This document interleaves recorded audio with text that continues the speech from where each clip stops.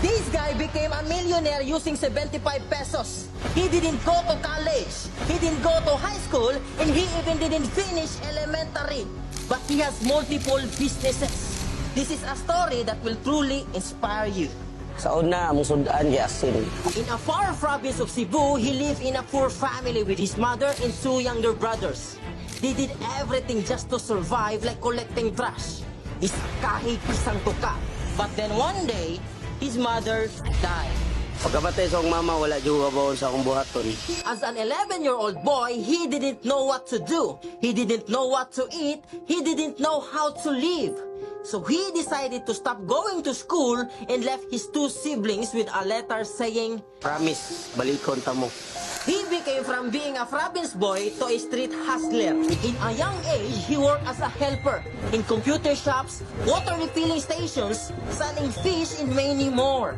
Murag nyanor kay kanilang dog-dogon ba? A lot of people looked down on him and said, Sa una, sulti sila nako nga wala daw kuno ko'y maabot sa akong kinabuhi.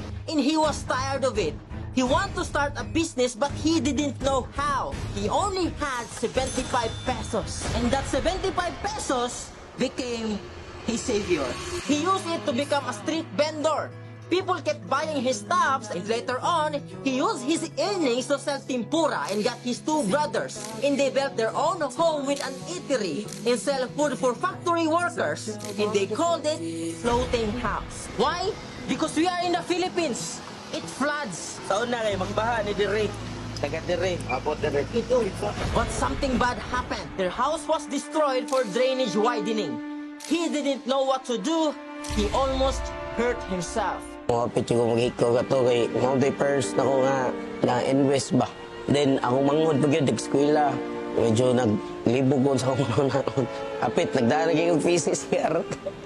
But he didn't give up. He used his remaining money to open a small business that became bigger and bigger and bigger. But he didn't just stop there. He opened a clothing line, an eatery that provides free food for the homeless, and cartel studio that supports local artists.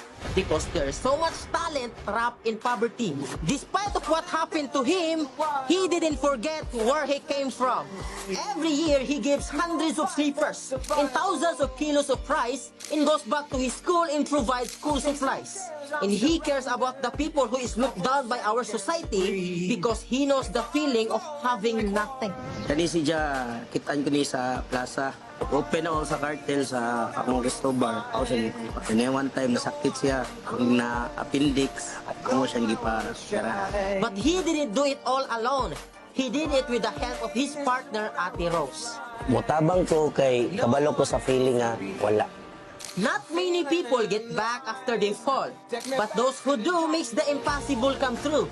On the first try or maybe on the second one. This story is not about a guy who became a millionaire, but a guy who rose from the bottom to the top. The guy who did not give up, to rise for himself, for his family, for his siblings, and for others. When your mother died when you were 11, took care of his brothers and then left. Worked multiple jobs and got looked down by our society. They don't just call you the guy who became a millionaire using 75 pesos. They will call you Unix Steve.